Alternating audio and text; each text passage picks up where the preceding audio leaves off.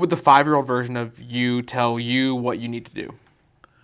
A lot of what I did, the 5-year-old version of me was like to play Madden, and I started playing pro Madden for a little while. I don't know. The 5-year-old version of me would probably have wanted to be an astronaut or something like that. I didn't quite make it. I was an Air Force aviator, but I didn't quite make it to be an astronaut. I don't know. The 5-year-old version of me was into Transformers. I don't know. Maybe the 20-year-old version of me might have had some cool things to say, but not the 5-year-old version. Would your 5-year-old version be impressed or excited about this? Definitely, I think you'd be impressed. Yeah, for sure. There's very little. It's really funny. From 35 to 45, very little changed mentally for me. From 21 to 35, everything changed. Everything changed. This is why my girlfriend now, she's in her early 20s, and we have these discussions about things that I'm like, babe, in 10 years you are not going to think any of these things. But you don't want to listen to anyone. And then she's like trying to get me to change. And I'm like, honey, I'm 45 years old. Like, do you think you're going to get me to change? Like, I just don't understand. Like, why do you think this is going to happen? You don't understand? Like, I was very happy. Like, she's amazing. She's flying in a couple hours. But like, I try to explain to her, like, I'm a monolith at this point. Like, this is who I am. Like, the only thing that I change is anything to help me succeed. I'll change any of that. I'm a whore to whatever works. And I tend to work better with people who understand that concept. People who want to sit in their feelings and just do things because they feel organic or authentic. Those people, it's really great to do that when you're already rich and famous. But beforehand, one of the things, I love Gary Vaynerchuk.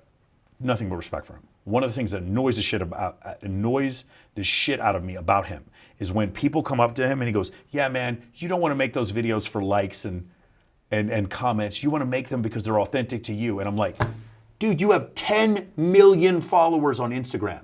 You used to cuss like crazy on your videos and talk about wild, crazy shit. And you're telling this woman to not do the thing that you literally did to get famous.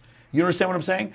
Authenticity is super great. And trust your feelings. Go with your heart. If you want to be broken alone, trust your feelings. If you want to be rich, you want to be wealthy and successful, fuck your feelings. Solve someone else's problem. Do you think Wayne Huizenga woke up one morning and was like, you know what I want to do? I'm going to start a company called Waste Management. And we're just going to clean shit out of porta potties. And we're going to take big fucking dumps of human feces and put them into landfills because this is my passion. My passion is to clean people's shit. Do you think that's what he did? No, but he made $1 billion off it. You want to know why? Because he was solving someone else's problem. Elon Musk said, you will be paid in linear proportion to the complexity of the problem you solve.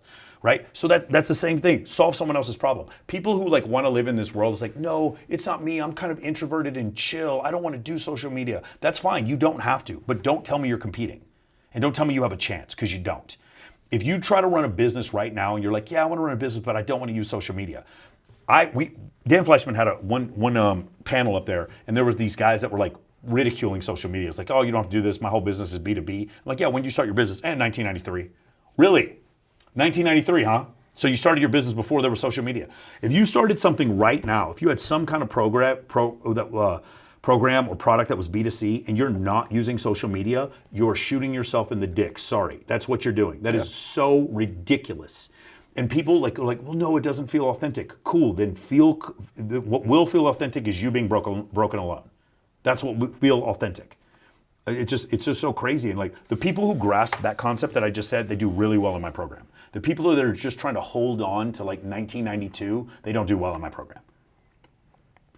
Dude, this has been fun. We'll drop links to your program below. For sure. Any other way to contact you? What's the best? Man, I prefer you guys hit me up on Instagram. I know, I don't like emails. My team, they do email blasts, and I'm like, oh God, people still read emails. I don't read emails. I try not to ever. I think it's a waste. I don't check my mail. It's 2023, dude. People like, you want to hit me up, DM me. That's what normal people do. You want to know how people get other people on podcasts? They don't. Like Joe Rogan has people reach out on social media. They're not emailing each other. Like we're living in a different world. I would recommend you guys just hit me up on Instagram at Michael Sartain. If you don't have an Instagram, it's time to get one. What's your fax number? Exactly. Like that's what, send me a letter at this address, this P.O. box.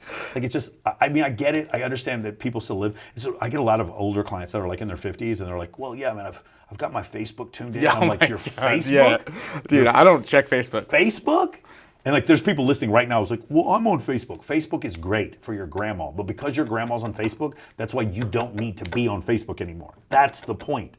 And it's just so hard because people just don't want to change. Man, I am a whore to what works. And if you're a whore to what works and all you care about is creating generational wealth for you and your family, and you don't care about anything else, and you understand that networking is a way for you to do that, if all you want to do is find the woman of your dreams or find the job of your dreams, join my course. If you don't like being yelled at, don't join my course. If you think that going through U.S. military boot camp is something that you would find offensive, do not join my course, because you are going to get yelled at. And it's not just by me. We accept results. We are not interested in your feelings. We are interested in you taking action. And some people need a kick in the ass like that, and those people do really well in my program. Good stuff, man. Yep. Dude, thanks for coming on. Okay. Beautiful, man. It's fun. Dude, yeah, that's good times. Awesome. Thanks for checking out this short clip from the full podcast I did. If you want to see another clip, go ahead and click the link right here. Or if you want to see the full podcast, you can click the link right here and check it out.